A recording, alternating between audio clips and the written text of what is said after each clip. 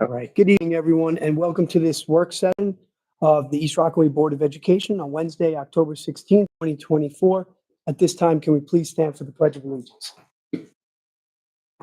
Pledge allegiance to the flag of the United States of America and to the republic for which it stands, one nation, under God, indivisible, with liberty and justice for all. Thank you.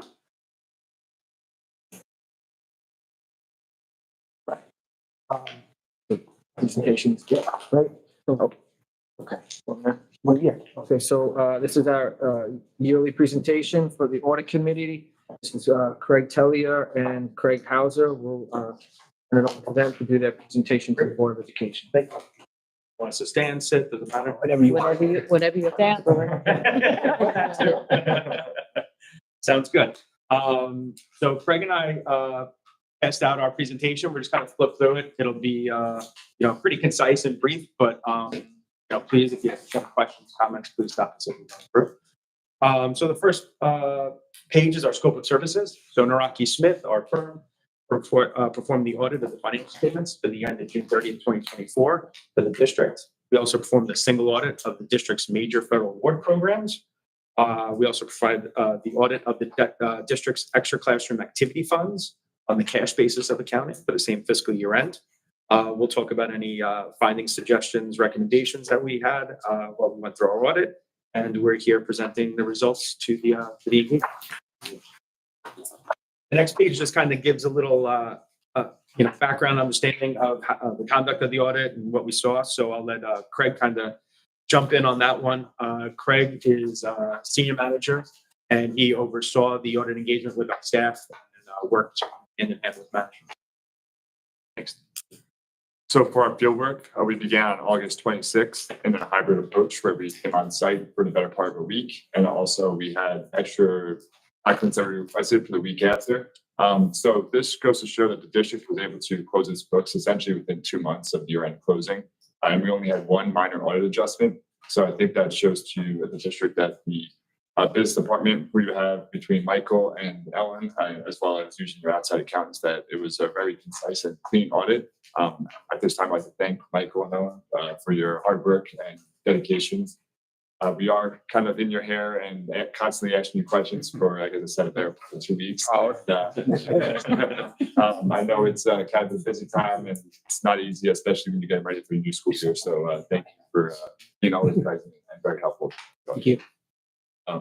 As far as our audit plan procedures, we were able to successfully implement all of those. I have to say we found no material weaknesses or significant deficiencies in internal control.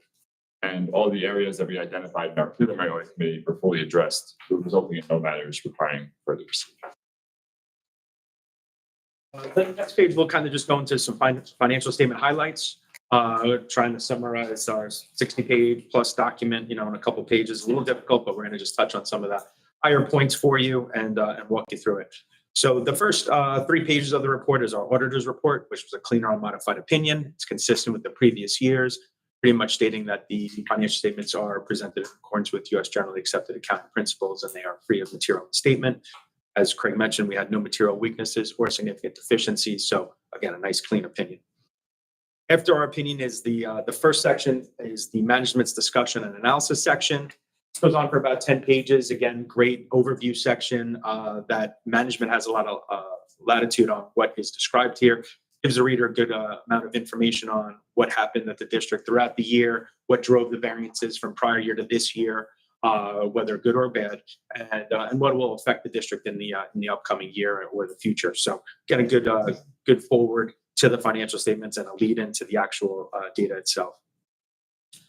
After the management's discussion and analysis is the first set of financial statements, because there are 2. The first are the district-wide financial statements. They're on the full accrual basis of accounting. So all of the district's assets and liabilities, long-term areas are all condensed here.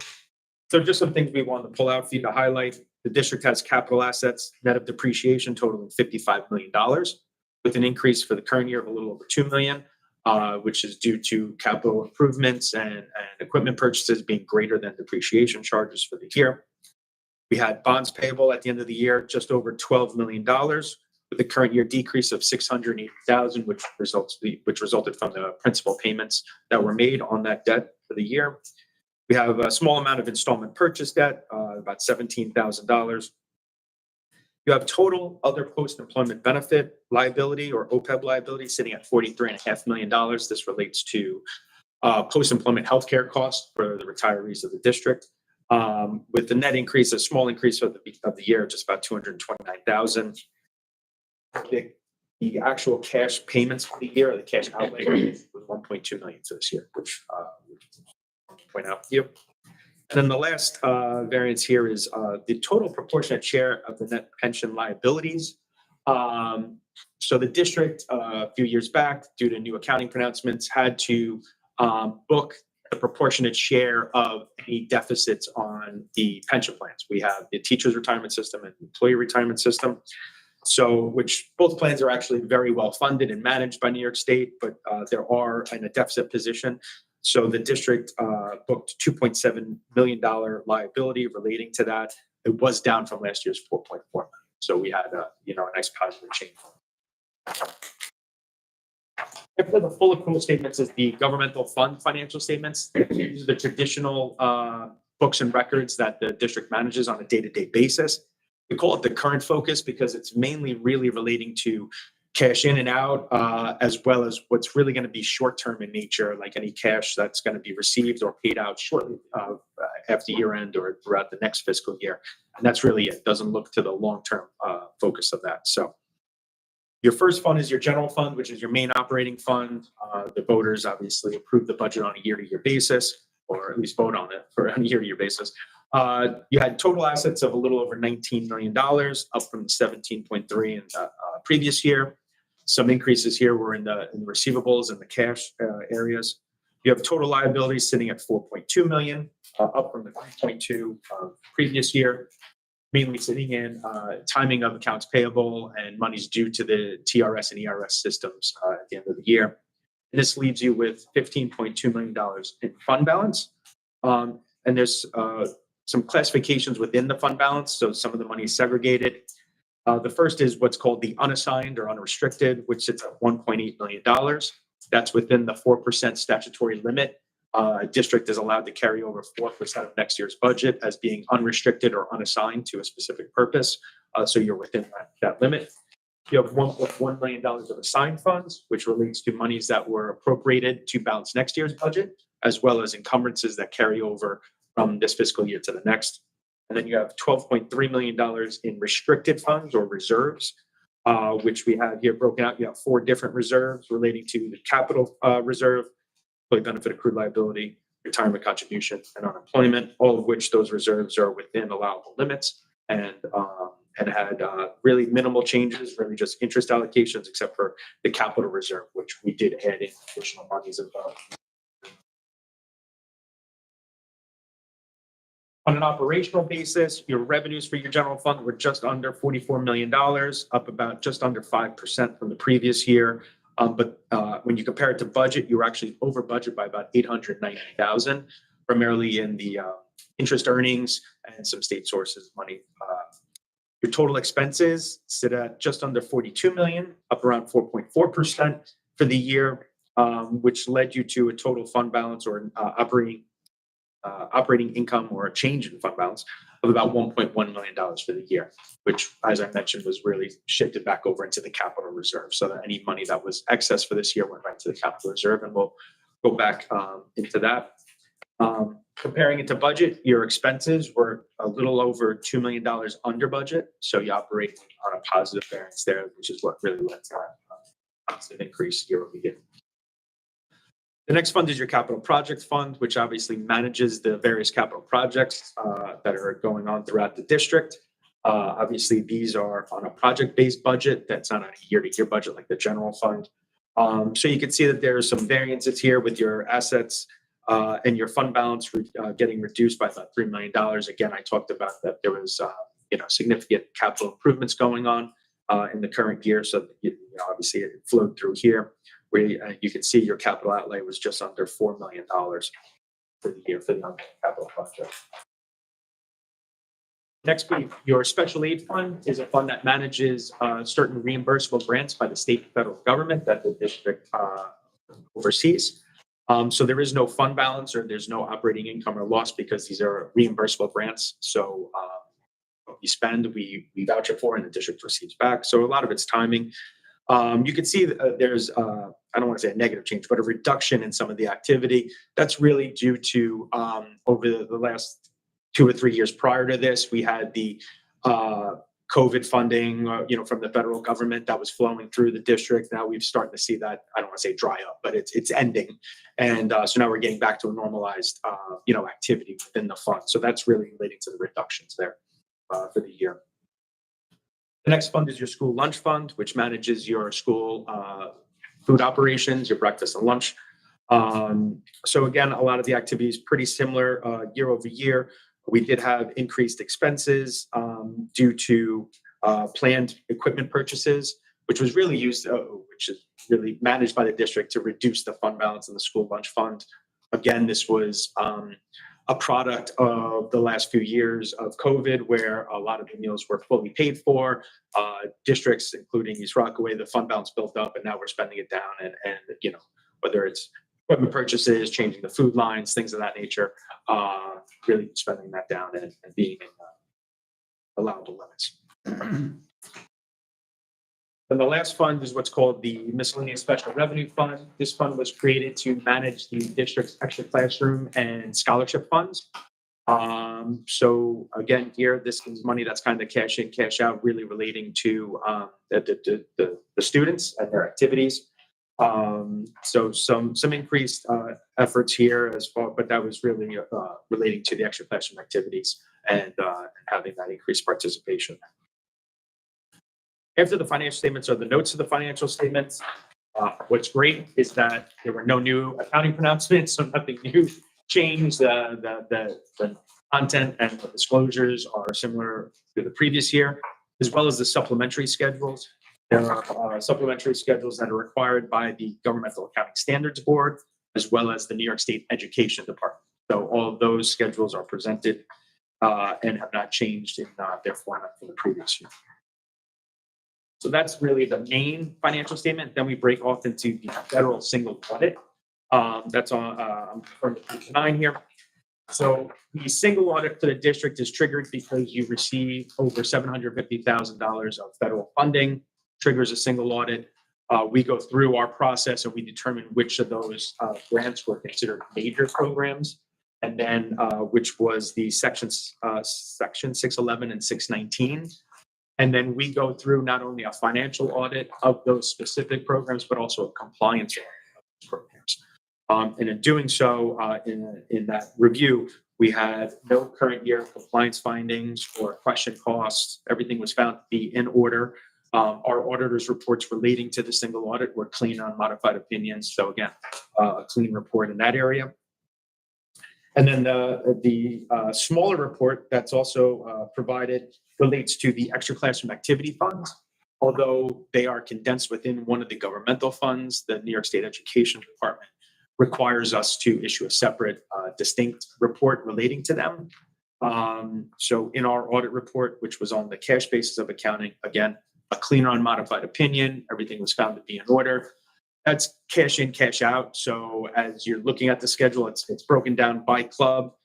So there are some timing differences of when things get paid or when they get received. So it kind of smoothed out over time, but it's as of June 30, that's the kind of the cutoff of it. What's nice about those funds, but what's hard on the audit side is that the kids are involved.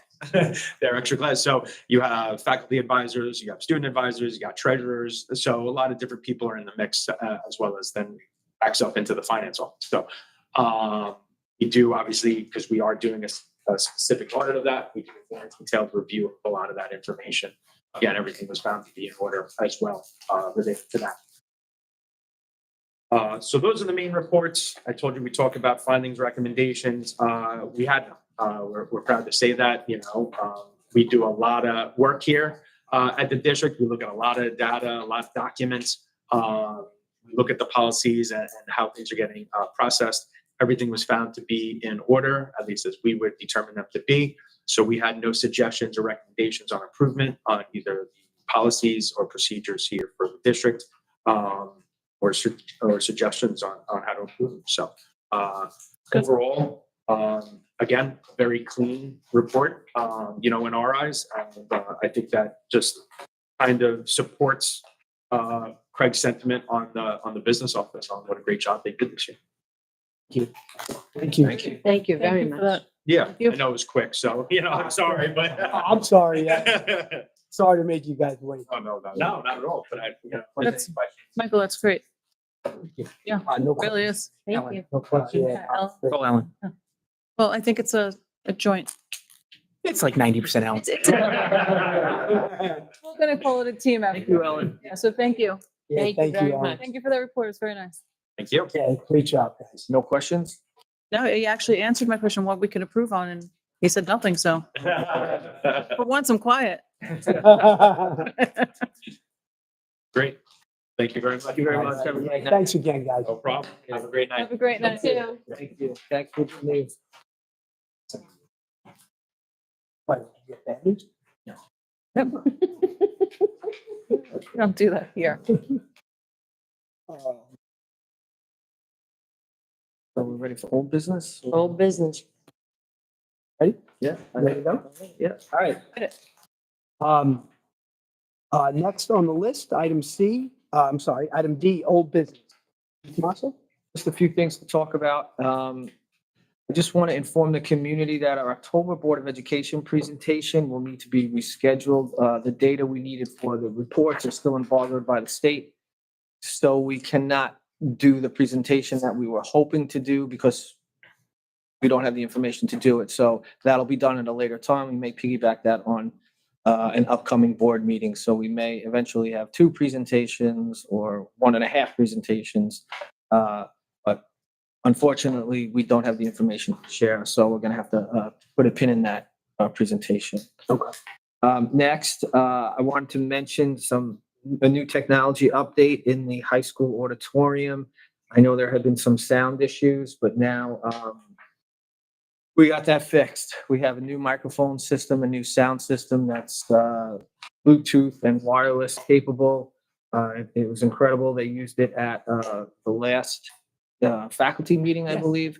It worked perfectly. We have been testing it out and we used it. So we're looking forward to that. So hopefully no more scrapes and bumps and scratches when we're doing our reports and adjusting of the microphones. It's a really high quality technological upgrade in the auditorium. So I wanted to thank Mike and Bonnie and the technology crew for getting that updated and ready to go. I'd like to update the community. I know we have a new class at Raym Avenue, our 612 class of special education students. They are off and running, some bumps in the road until their routines got settled. But our teachers, Miss Kennedy and her assistants in the classroom are doing a fantastic job. These kids are incredibly lovable. And, I know the parents are very happy and satisfied with the program. And, it was something new and it was a new venture for us, but I just want to let the community know that we're off and running and we're happy that the direction it's going in. And last but not least, I put a statement on the website. I know there was a situation in the community. So if anybody has any questions, please go to the website. I encourage you to read my superintendent's message. If you should have any further questions, please don't hesitate to reach out to me. I'd be glad to answer questions about that. And that's it for old business. All right. All right. Thank you, Mr. Di Tommaso. Item 2, items for discussion. Review minutes of previous meetings. Are there any questions? None. None at all. On the, which meeting, September 17th, 2024? No? Nothing. Nothing. Okay. And how about the work session and special meeting on 9/10? The regular board meeting on 9/17 and special meeting on 9/30? Nothing. Okay. Questions on the board agenda for next week's meeting, 10/22? All good. All good? Okay. Yep.